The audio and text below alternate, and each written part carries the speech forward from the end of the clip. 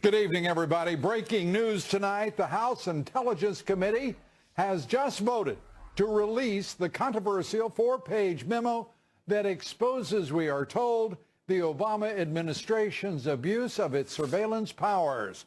The Intel Committee moments ago voting along party lines to make that 4-page memorandum public. Congressman Ron DeSantis, among the Republicans who've read the deeply disturbing memo as it's been described to us, and he has been among those calling for its release. He joins us here tonight. Also tonight, a major victory for efforts to clean out corruption at the highest levels of the FBI and the Justice Department. It appears that process may now have begun. FBI Deputy Director Andrew McCabe has been forced out after an Inspector General report examined his handling of the Clinton email scandal. We'll have a full report for you here again in just moments. And President Trump tonight is preparing to deliver his first State of the Union address. His theme is Safe, Strong, and Proud America, which is exactly what President Trump promised and has delivered. We'll preview tomorrow's big speech with our special guest, White House Press Secretary Sarah Sanders. The wall and immigration expected to be a big part of the president's State of the Union address. We'll take that up with one of the strongest members of Congress on border security. Congresswoman Martha McSally joins us as well. Our top story tonight, a win for the public's right to know. The Republican-led House Intelligence Committee has voted to force the release of a classified memorandum that outlines Obama-era abuse of government surveillance. Now it's up to President Trump to permit the release or object to it. Fox News Chief Intelligence Correspondent Catherine Herridge following the story and the ouster of FBI Deputy Director McCabe. Here's her report.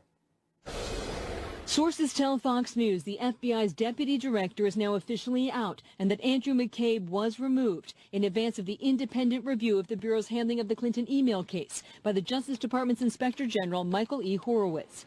Republicans say McCabe had a conflict because his wife received more than $600,000 from Democrats, including longtime Clinton ally Terry McAuliffe, for a 2015 state Senate race. It was completely appropriate that either he be removed or that he retire, and it probably should have happened long before now. There's always been a question about his impartiality because of his family's ties to Hillary Clinton. McCabe, a member of former FBI Director James Comey's inner circle, was going to retire in March, but that was apparently moved up. McCabe worked closely with FBI officials Peter Strzok and Lisa Page, who sent anti-Trump text messages. Republicans seized on this cryptic August text, where they discuss a meeting in Andy's office, an apparent reference to McCabe and the need for an insurance policy. On Twitter, McCabe's old boss, former Attorney General Eric Holder, said McCabe was a dedicated public servant, and bogus attacks on the FBI and Justice Department are a distraction from a legitimate criminal investigation and causing unnecessary damage. Congressional Democrats agreed. I hope it's his personal choice and that he's not being forced out as President Trump has tried repeatedly. The FBI did not immediately comment on the timing and a possible connection between McCabe's removal and FBI Director Christopher Wray's rare Sunday trip to Capitol Hill, where behind closed doors he reviewed the 4-page Republican staff memo documenting alleged abuse by government surveillance programs. Sources tell Fox Wray was asked to point out inaccuracies or wording he took issue with in advance of a public release. On Fox, a senior House Republican said it was important for Bureau leadership to see it first. So I want to play face-up poker. I want the Bureau to know everything that's in the memo. I think you'll be surprised. It is not a hit piece on the department and the FBI. Democrats singled out the committee's Republican chairman. What Congressman Nunes has done basically to the Intelligence Committee on the House side, he has neutered it from having any confidence of the American people. Any confidence in the House intelligence to come out with something in a professional matter, unbiased. A short time ago, committee Democrats spoke to reporters and confirmed Republicans got the votes they need to release the memo. They also said Republicans voted against releasing the Democrats' version of the memo and that they also voted against a House-wide briefing by the FBI director about the memo and its contents. Now it goes to the president for this 5-working-day waiting period that allows him to voice any objections. Lou? Catherine, thank you. Catherine Herridge reporting.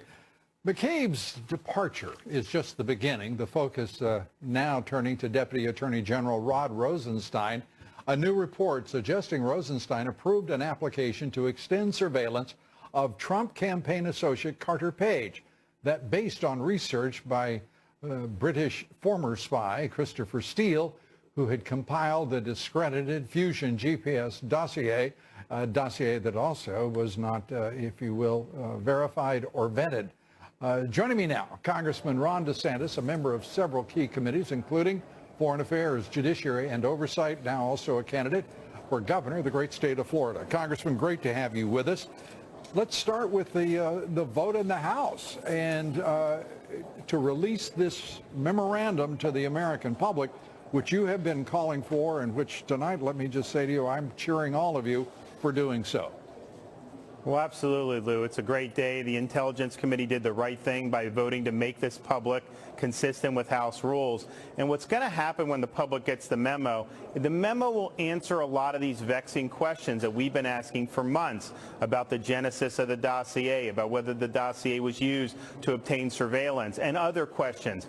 But it's also going to raise new questions that's going to require more congressional investigation and perhaps the appointment of a special counsel. So this is an important event. I think that there will be more accountability within the bowels of the bureaucracy as a result of this. But this is not the end game. This is just one more step in the direction of accountability.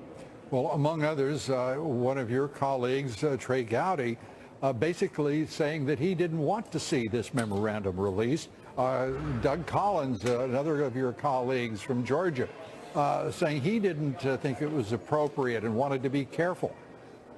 I am stunned when folks who are talented, capable, like Collins and Gowdy and others, have said that they think that the priority here should be caution rather than the public's right to know. I think that there is a measure here of delusion about how serious this crisis of credibility is on the institution of the House of Representatives and certainly the agency of the FBI and the Department of Justice. So the reason why this is in the House rules, where you can make classified information public, is precisely for instances like this, where you need accountability, where you've had allegations of misconduct by government officials, and not just run-of-the-mill misconduct. I mean, the government's domestic surveillance, that is its power at its zenith. And if that was abused, if there was bogus information presented to a FISA court, if the surveillance was re-upped without sufficient reason, that is something that the public has a right to know, and that will help Congress institute whatever changes that need to be done as a result of that. So the Nunes and the Intelligence Committee, they're following the exact procedure that's in the rules, and the rules are written this way for precisely this reason. Let me ask you, because a number of congressmen have made clear their criticism of Devin Nunes, the chair of the House Intel Committee, your judgment of him, his role in publicizing and bringing this memorandum to the attention of the American public, as well as, of course, the Congress itself. Devin has been fighting to bring the truth to light for months and months now, and I think he deserves an enormous amount of credit. I mean, just think back, Lou. Go back to August. Nobody even knew at that time that the dossier was paid for by Hillary and the Democratic Party. Look what's happened since then. You've had Bruce Orr demoted several times. You've had Peter Strzok demoted, Lisa Page demoted, now Andrew McCabe forced out. And as you mentioned, the next person under the spotlight may very well be the Deputy Attorney General Rod Rosenstein. The only reason any of that happened is because Congress, and Nunes being one of the main ones, because we were asking questions. We were conducting oversight. Had we been doing this for the last several years, just think of all that we could have accomplished. So the last 4 or 5 months has been the first time since I've been here where Congress has really taken its oversight responsibility seriously, and I think Devin has done that admirably. And it's clear to all of us, we mere citizens, that the bureaucracy, the permanent government, if you will, and the hierarchy of the FBI and the Department of Justice have been committed to stymieing the oversight responsibilities, constitutional responsibilities of the committees of Congress and the Senate. It's stunning what we have learned just in that regard alone. And then you go to the acts themselves that have eluded oversight until now. It is breathtaking, the situation that this nation now faces in its government. And Lou, you have to have the founding fathers did not want any locus of power to just be independent of accountability. And one of the main ways of accountability is congressional oversight. And I think the arrogance that's come from the bureaucracy as a whole, but certainly in this instance with some of these people in justice and the FBI, that is not the way the system is supposed to work, where they have no oversight over how they're conducting the affairs of state. So we were dogged. We finally have gotten answers. We're going to get more answers, but you need good oversight. I want to have robust Justice Department and FBI because it's important to protecting the public. Absolutely. But they don't just go on this without having us look, especially when there are serious questions raised about whether this was on the up and up. Yeah, and you know, there's a word that keeps reverberating, you know, to me over the course of this scandal at the FBI and the Department of Justice, and that is the word independent. FBI, independent Department of Justice. And I think we're starting to understand why some of the major figures in this scandal were using the word, because they certainly could not withstand the scrutiny of oversight or direct leadership from the executive. What do you think? Well, exactly. They are statutorily created agencies. They're subordinate agencies to the president and the executive branch. Congress funds them. We reauthorize a lot of their programs. To say that they're just independent and should go on autopilot, that's not the way a constitutional system works. They are a part of the executive branch, but they're not on autopilot. And so this is good, this exercise, because I think we're establishing that there's no agency of the government that's immune from congressional oversight, because the oversight we do in Congress is oversight done on behalf of the American people. We're the only game in town for the people to get answers to their questions. And those answers are starting to be formed and now viewed by the American public. Congressman, one quick question. We're way over, but I've got to ask you this. How soon do you think that the president will authorize the release of that memorandum, now with, 5 days in which to do so? I hope he doesn't take 5 days. I think the president wants this made public. I just urge him to do it as soon as possible, and then let the American people get the facts. Absolutely. Congressman Ron DeSantis, as always, thank you. We appreciate it. Thanks, Lou. Yep. We're coming right back. Much more straight ahead. It has been a big day. It's beginning to look like the government wants to work as the founders envisioned. It's early, but it's beginning to look like that. Stay with us. We'll be right back. President Trump says he can't pass his America First immigration agenda without help from the Democrats. Hopefully the Democrats will join us, or enough of them will join us, so we can really do something great for DACA and for immigration generally. We take up what to expect from the president's immigration framework tomorrow in his State of the Union address. Ed Rollins and White House Press Secretary Sarah Sanders join us here tonight. And can you hear the sound of a swamp draining? FBI Deputy Director Andrew McCabe forced out of the FBI. Allegations of shocking political corruption and anti-Trump bias. We'll have much more on McCabe's ouster here next. Stay with us.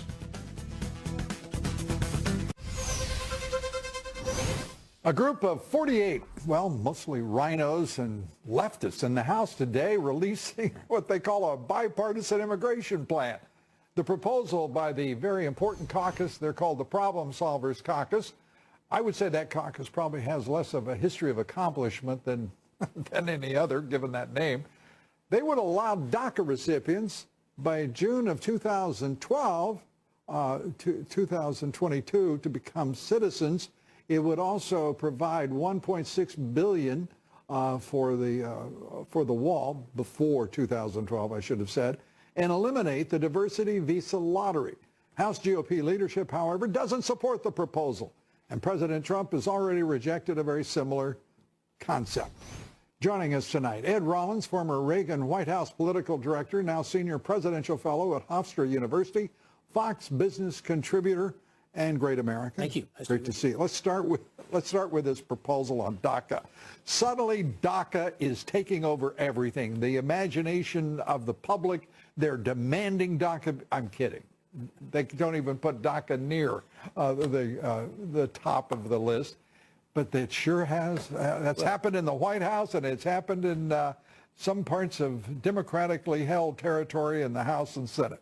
What that gang is talking about is a bill that's dead on arrival. They won't get 2 votes beyond their group, and it won't become a bill. That's just the reality of it. Unless the president signs off on something, and unless the House and Senate leaders sign off on something, well, let me ask we're wasting our time here. You know what this reminds me of? It reminds me of George H.W. Bush, who had, what was it, about an 80% approval rating at one time, deciding suddenly that he was going to go back on a promise. He had said famously, read my lips, no new taxes. And a few years later, he said, well, you know, we're going to raise taxes. The results, you were there. I was running the congressional committee, and basically we were 8 or 10 votes up in a midterm election. Literally 2 weeks after that, we were 35 votes down. And we had to take everybody on our staff and go out and save people, including Newt Gingrich, who I think won by 1,200 votes. The reality is that this is 1990, and Bush, to show you, Bush, who was in the 3rd term and ran for the 3rd term of Reagan, got 28% Republicans defected from him in the race against Clinton. Can we put up that full screen and just show folks what we're talking about here? This is voter disloyalty, we've entitled it, because the president lied on the issue of raising taxes. And this is what happened. The GOP, 4 million Republicans had voted for Clinton. For Bill Clinton. And basically, it's the 2nd worst in the history since 1856 of the history of the Republican Party. It was only when Teddy Roosevelt came back and ran against William Howard Taft that Taft got to quit running and got a worse vote than Bush. Bush literally got the worst vote of any modern day Republican. And the 2nd worst in history. 2nd worst in history. So are there any analogs between breaking a promise, no matter how many you keep? I mean, think about this. H.W. Bush, people, many who were not there at the time, don't realize this president, H.W. Bush, was immensely popular. He had spanked Saddam Hussein, who invaded Kuwait. He was a hero. He was a hero. He was running against a really relatively unknown governor at the time, and basically had problems in his own party. Pat Buchanan came running against him based on this issue. He ran for Reagan's 3rd term and then basically gave up on Reagan's position on defense, started cutting defense, and basically taxes. Let's project that ahead to right now, into the upcoming midterm election. We have a president who has done immense and historic things in his first year. I mean, there is no question, unless you're just committed to blind ideological ignorance of reality, that this president has made history in his first year. Yes. No president since FDR has come close. And here he is flirting with the Democrats on immigration, saying that he can't get it done with the Republicans. So, I mean, he didn't articulate it, but his actions, as he advised us all, to pay more attention to what he does and what he says. Well, the truth of the matter is there's no Democrats going to vote for him, either for re-election or in the midterm in 2018, or very few are. And obviously, he has to have that Republican base. He has to basically avoid a primary, and he has to make sure that he holds the House and the Senate, or the last 2 years of this administration will be about impeachment and everything else. You know, aligning here, whether coincidentally or on in concert, in organized concert, the interests of the Chamber of Commerce, big business, the left, the Democrats, the deep state, and the forgotten man and woman who this president represents are suddenly being pushed to the margins again. And it's discomforting to watch that. Well, and he's the champion of that element, and I think they really put high expectations that he was going to move the ball forward, and so far has, and he can't lose sight of that. Yeah, he's not even better than that. Absolutely, no question about it. All right, Ed, as always, thank you. Instructive, and we appreciate it. Thank you. Thank you, sir. Be sure to vote in our poll tonight. Do you believe Andrew McCabe's exit from the FBI is just the beginning, as evidence of deep state and Dem corruption is revealed to the American people? Cast your vote on Twitter at Lou Dobbs. Follow me on Twitter at Lou Dobbs, like me on Facebook, and follow me on Instagram at Lou Dobbs Tonight. Today on Wall Street, stocks moved lower. The Dow dropping 177 points. The S&P lost 19, the NASDAQ fell 39. Volume on the big board, 3.5 billion shares. The yield on the 10-year hitting the highest level since 2014, rising to 2.7%. And a reminder to listen to my reports 3 times a day, coast to coast on the Salem Radio Network. Up next, President Trump calls for bipartisan support of the White House's immigration framework. For many years, many years, they've been talking immigration. They never got anything done. We're going to get something done. We hope. It's got to be bipartisan because the Republicans really don't have the votes to get it done in any other way. We'll talk border wall funding, preview tomorrow night's State of the Union address. Congresswoman Martha McSally joins us here tonight. Stay with us. We'll be right back.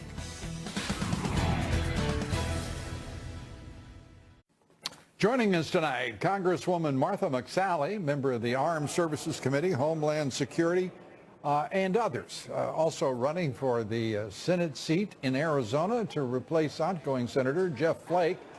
Congresswoman, great to have you with us. Thanks for having me on, Lou. Quite a day in the House. Your thoughts on releasing the memo, the memorandum prepared by the Republican staff of the House Intel Committee? Well, I've read that memo, and there is a process to release it. I'm glad to see that the Intelligence Committee has voted to do that, and they'll continue the process forward. It'll take a few more days for it to get out there so the American people can see what is in that memo while also protecting sources and methods and those types of things. Well, I think personally that it's any time the public's right to know is responded to affirmatively, it's the correct response. I agree. Let's turn to immigration. Suddenly this DACA is taking on some primacy in the agenda set forth by the president. We'll learn, of course, more tomorrow. But by what has already been said in the president's entreaty, really, to the Democrats to join him, saying that he doesn't have the votes in the Republican Party, what do you make of what's going on?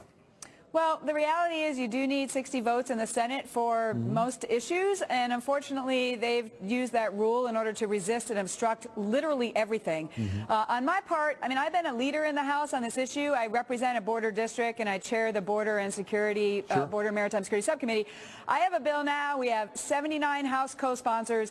I sat 2 people away from the president in that meeting the media was invited to a couple weeks ago, and what we do are the priorities that brought the president, into office, and which includes ending chain migration, strong border security to include actual funding. Mistakes of the past, we're hoping for future federal funding. That didn't happen. We also, in the visa lottery, chain migration, crackdown on sanctuary cities, passed Kate's Law. This is a bill that the president said he supported and the Secretary of Homeland Security supported, and we're going to keep moving that through the House to get this across the finish line because we really think these are the core issues that the American people want and the highest priorities. There's nothing in the 4 pillars, as the president has put forward himself, that says end chain migration now. It is a process. It's a word we've heard a lot since 2006 when Ted Kennedy and John McCain got together for the first run at so-called comprehensive immigration reform. It turned out to be a disaster because they principally the Democrats, insisted upon chain migration. They insisted on no security. They succeeded in both. And now to think that not even to consider E-Verify, that's always an important test. E-Verify is the only thing that works. It takes away the magnet that draws so many illegal immigrants to the country.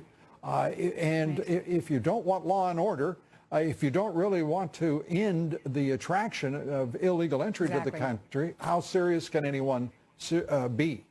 So our bill has E-Verify as well. Thanks for bringing that up. And look, we have got to address the root causes of why we have a DACA population in the first place and make sure that we don't have another one in a year, 5 years, or 10 years. For example, there's loopholes right now in the current law that even if we were to 100% secure our border, we have people that the cartels are training to turn themselves into Border Patrol to say the right words of having a credible fear with false asylum claims, then they disappear into the interior of the United States. The Obama administration was handing out comic books and playbooks, if you will, on how to game the system.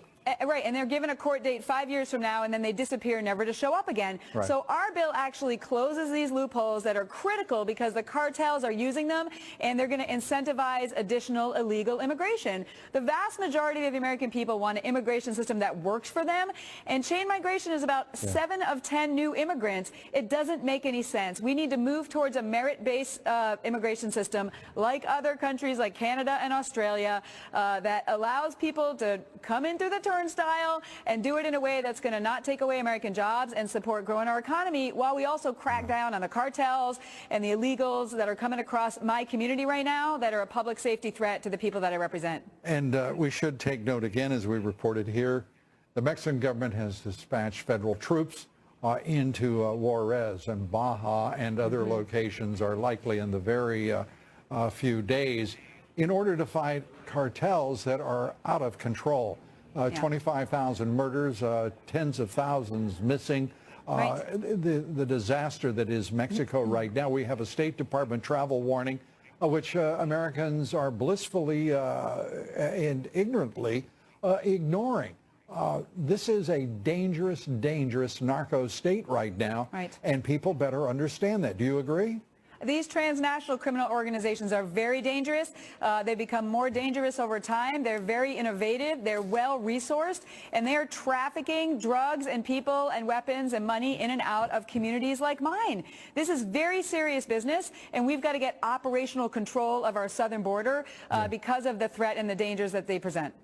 And it's an urgent requirement that that border be secured. It's a condition precedent, in my judgment, to any meaningful reform of immigration law that is to have any success against the $60 billion a year narcotics traffic across that border, and the list goes on. Hey, that's why my guest tomorrow night at the historic State of the Union address is Sheriff Mark Daniels, who is the border sheriff of Cochise County. He deals with this threat day in and day out, and he's excited to be able to be here and be both of us partnering with the president to finally secure our southern border. Congresswoman Martha McSally, thanks for being with us. Thanks, Lou. Appreciate it. We're coming right back. Much more straight ahead. Stay with us. President Trump delivering his first State of the Union address tomorrow evening, and what a strong state we're in. We've got an economy that is booming. ISIS is on the run. We're remaking the judiciary in a way that actually believes in upholding the Constitution. There are some great things happening in this country, and I think you can expect to hear the president talk about a lot of those. And how does White House Press Secretary Sarah Sanders put up with all of those unimaginative and repetitive questions from the press corps? We'll find out here next. And Jumpy the parkour dog is back, and back by popular demand. More jaw-dropping tricks for all of us. We'll be right back with the amazing video. Stay with us.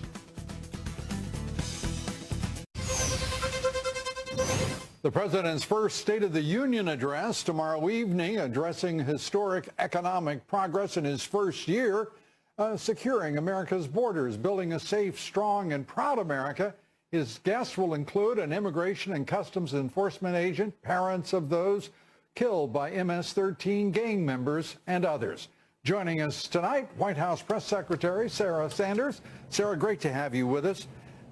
Great to be here. Thanks, Lou. I can't think of a president who has a better year of achievement to describe in his first address to the nation on the State of the Union.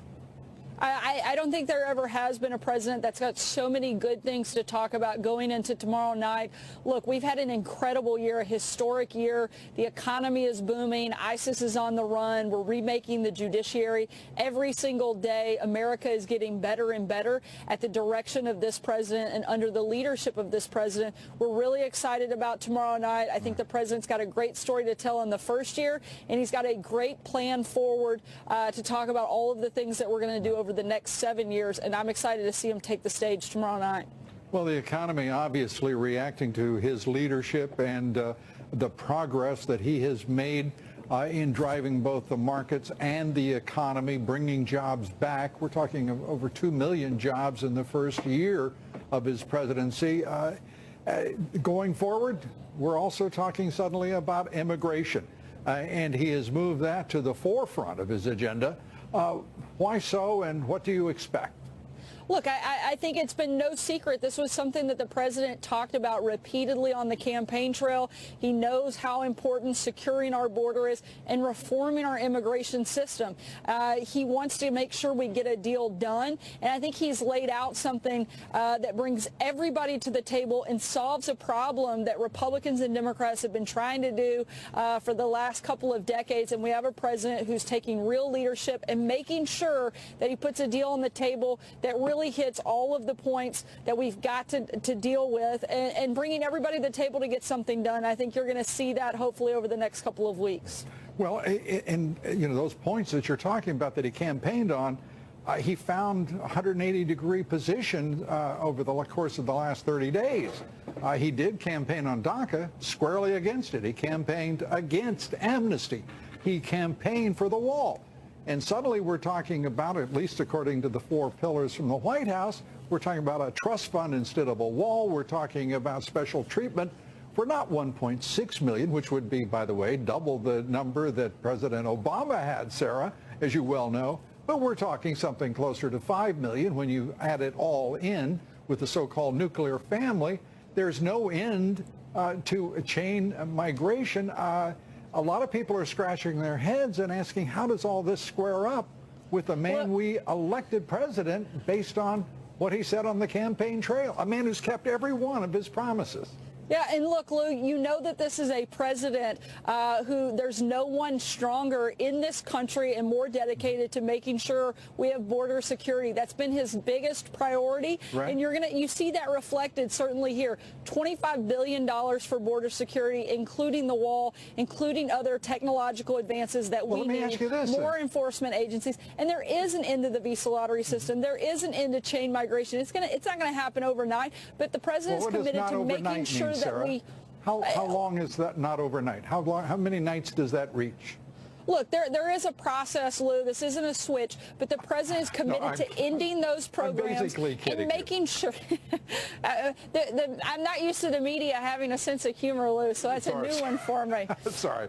Look, you know what? If I were in your job, I'm not sure I'd have anything approaching a sense of humor that you do. By the time you hear every question repeated, by the time you hear people asking about some of the most improbable issues and subjects, I think you do a brilliant job. Let's turn to, in addition to immigration, let's turn to where we're going to go as a nation. We've got a president who has an extraordinary opportunity. As I said earlier, he's kept every promise. He has turned this economy around in ways that people couldn't imagine, even though he said he would do exactly that. But at the same time, there's a guy by the name of George H.W. Bush, who famously said in 1988 that, read my lips, no new taxes. He went ahead and raised taxes. It was either way you look at it, an unfortunate promise on the part of President Bush, or it was an unfortunate reversal of fortune. What do you think? Look, I think President Bush was a conventional president, and Donald Trump is everything but conventional. He came here to shake Washington up, and he's done that every single day since he took office.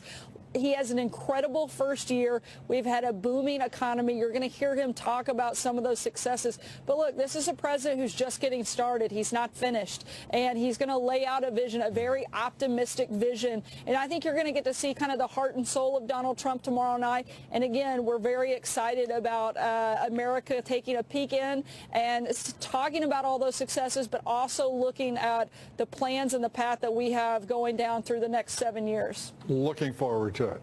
And Sarah, great to have you with us. We know you're very busy, particularly tonight. Mostly very cold, Lou. Sorry about that, and we appreciate your sacrifice. Thanks so much. Thank you for having me. Sarah Sanders. Well, please roll the video. And guess what? Jumpy, the parkour dog, is back in action. By popular demand, the extraordinary Border Collie mix has become a favorite on this show because we just never tire of showing this amazing dog doing his amazing tricks, incredible tricks and stunts like these. I mean, this dog is truly the definition of wonder dog. I mean, he's Rin Tin Tin, Lassie, and, well, a lot of other dogs combined. Up next, the swamp a little less murky tonight as Andrew McCabe has been removed from a leadership post at the FBI. I'll have a few thoughts about it all in my commentary. And later, the new president of the Heritage Foundation, Kay Coles James, joins us to talk about the new Heritage Foundation and its successes in the Trump administration. Stay with us.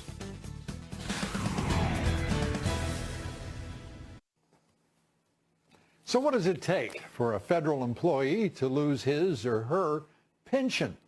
It doesn't appear an Inspector General investigation or conflicts of interest are sufficient because Andrew McCabe is expected to receive his pension after being removed from his position as Deputy Director of the FBI. McCabe's removal comes less than 24 hours after his boss, FBI Director Christopher Wray, reviewed the House Intelligence Committee memorandum on government surveillance abuses. I have to tell you, we have absolutely no information at all whether there is a cause and effect relationship between Wray's review of the memorandum and McCabe's exit.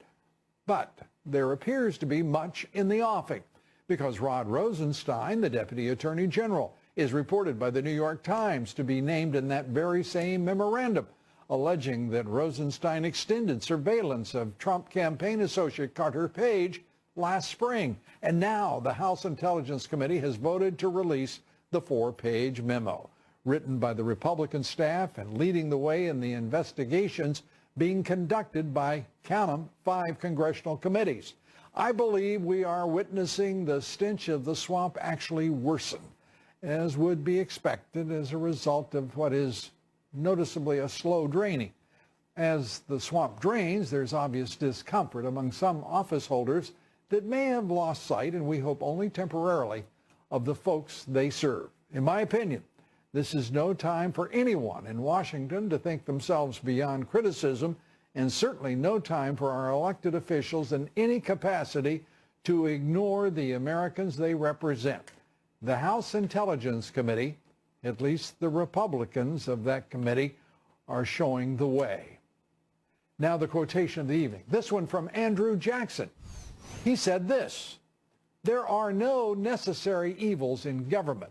Its evils exist only in its abuses." Up next, the Heritage Foundation ranking President Trump above President Reagan. We'll take it up with Heritage Foundation President Kay Coles James right after the break. Stay with us. Much more straight ahead. The latest on immigration as well.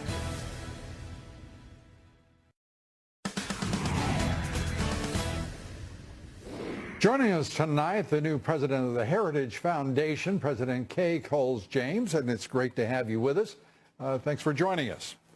Are you? Well, thank you for having me. Let me turn to the one-year report. I'm sure that this has kicked up more interest than anything in recent time.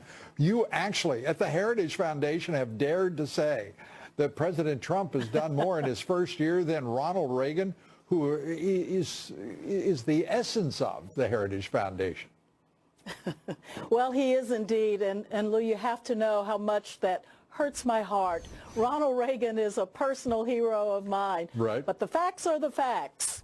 And the facts are that Donald Trump, in his first year, has completed about 64% of our mandate for leadership. That's a document that the Heritage Foundation produces, and we've been producing it since 1981, right. First with Ronald Reagan.